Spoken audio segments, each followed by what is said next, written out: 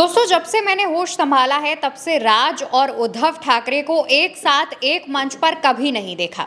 समारोह में मिलते थे, पारिवारिक समारोह में, लेकिन उस दौरान भी दोनों के बीच दूरियां दिखती थी। आमतौर पर दोनों पार्टियों के बीच लड़ाइयां भी नजर आईं और दोनों नेताओं के बीच भी।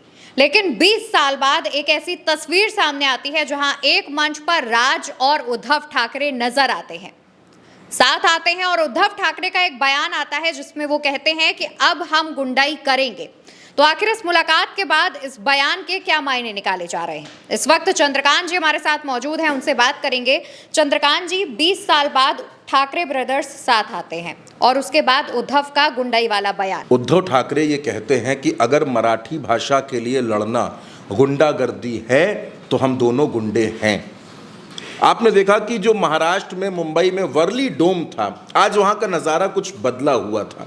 20 साल बाद राज ठाकरे और उद्धव ठाकरे, और सिर्फ राज और उद्धव नहीं, दोनों के परिवार, बेटे, बहुएं, पत्नियां, सब एक मंच पर आ गए। राज और उद्धव ठाकरे आए तो आप ये देखिए, उद्धव ठाकरे ने पहले बोलने का मौका राज ठाकरे को दिया। राज ठाकरे को आप जानती हैं, अपने अंदाज में वो बात रखते हैं और उन्होंने कहा कि ये पूरा जो विवाद शुरू हुआ था वो तीसरी भाषा को लेकर हुआ था कि भाई 3 भाषा वाली थ्योरी चली थी। राज ठाकरे, उद्धव ठाकरे दोनों ने इसका विरोध किया। राज ठाकरे ने एक बात और कही, उन्होंने कहा कि जो काम बाला साहेब नहीं कर पाए, बाला साहेब यानी राज ठाकरे के चाचा, जो काम बाला साहेब नहीं कर पाए वो काम देवेंद्र फडणवीस ने कर दिया, मुझको और उद्धव को एक कर दिया। अब राज ठाकरे ने ये तमाम बातें कही। इसके बाद उद्धव ठाकरे मंच पर आते हैं।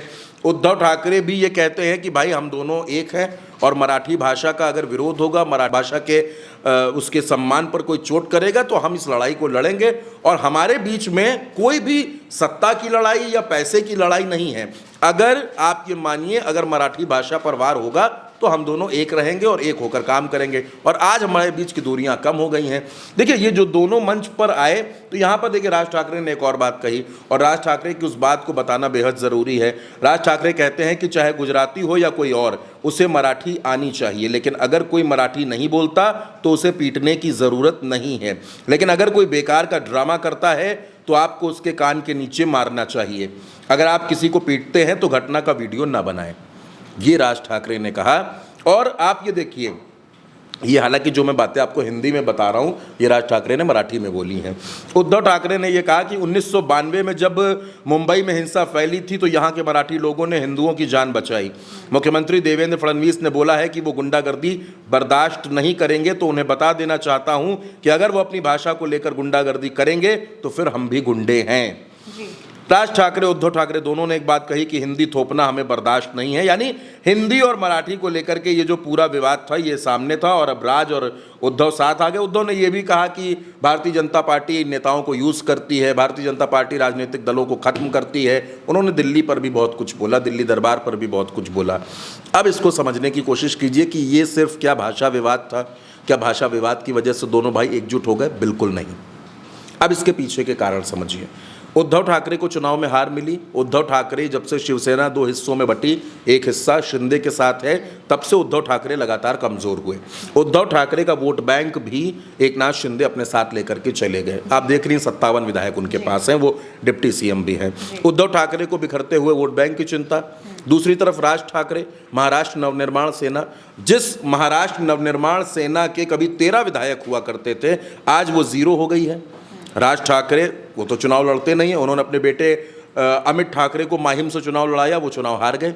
तो राज ठाकरे को भी लगा कि मनसे की जो लोकप्रियता है वो कमज़ोर हो रही है, मनसे भी महाराष्ट्र के लोगों के बीच में वो जगह नहीं बना पा रही है। तो ऐसे में राज और उद्धव के साथ आने की अटकलें आपको याद होगा तभी से शुरू हो गई थी जब महाराष्ट्र चुनाव के नतीजे आए थे, तब से ये कहा जा रहा था धीरे। और उसी के बाद आपने देखा होगा कि एक पारिवारिक कार्यक्रम में ये लोग साथ नजर आए थे। धीरे धीरे धीरे धीरे करके कहा यह जा रहा है कि राज ठाकरे की पत्नी और उद्धव ठाकरे की पत्नी यानी रश्मि ठाकरे और स्मिता ठाकरे, इन दोनों की कुछ मुलाकातें हुई, बातचीत हुई और परिवार में ये हुआ कि अब एक उम्र का एक ऐसा दौर आ गया है, क्योंकि उद्धव ठाकरे भी 60+ हैं, राज ठाकरे भी 60 के आसपास होंगे। दोनों के बीच में ये तय हुआ कि अब एक मंच पर आया जाए। लड़ाई बहुत पुरानी हो गई, 20 साल से ये लड़ाई चल रही थी, इसको ख़त्म किया जाए। ये तो पारिवारिक बात हो गई। राजनीतिक बात ये है कि शिवसेना, उद्धव और राज ठाकरे के एक साथ आने से झटका किसे लगेगा? झटका भारतीय जनता पार्टी को महाराष्ट्र में उतना बड़ा नहीं लगेगा, झटका लगेगा एकनाथ शिंदे को। एकनाथ शिंदे को पैदल करने के लिए, एकनाथ शिंदे को उनकी जो पार्टी में जो लगातार पार्टी मजबूत हो रही है उसको कमज़ोर करने के लिए भारतीय जनता पार्टी ने पर्दे के पीछे से ये पूरा प्लान किया। और अभी तक लोग कह रहे थे कि पर्दे के पीछे से ये प्लान किया जा रहा है, अब तो बात खुलकर सामने आ गई। अब तो राज ठाकरे ने खुलकर बोल दिया कि जो काम बाला साहब नहीं कर पाए वो देवेंद्र फडणवीस ने कर दिया, हम लोगों को एक कर दिया। यानी कि ये बात तो अब सबके समझ में आ गई कि चीज़ें कहाँ से हो रही थी। तो ये सिर्फ भाषा का विवाद नहीं है।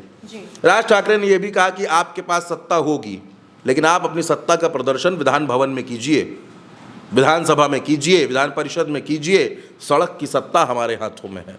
ये बात राज ठाकरे और उद्धव ठाकरे दोनों ने कही और एक बड़ी तादाद इस कार्यक्रम में मौजूद थी। आप वो तस्वीरें भी आप देख सकते हैं जिसमें राज ठाकरे, उद्धव ठाकरे नज़र आ रहे हैं, पूरा परिवार साथ नज़र आ रहा है और दोनों का जिस तरीके से ग्रैंड वेलकम किया गया, मोबाइल की लाइट की रोशनी में दोनों भाइयों का स्वागत किया गया। एक छोर से एक भाई आया, दूसरे छोर से दूसरा भाई आया। ऐसा लग रहा था जैसे बॉलीवुड के दो सितारों की एंट्री हो रही है, दो सितारों का मिलन हो रहा है। लेकिन अब मैं आपसे इतना ही कहना चाहूँगा कि राज ठाकरे और उद्धव ठाकरे का मिलना बेसिकली ये बीएमसी इलेक्शन के लिए ज़रूरत भी था, मजबूरी भी था।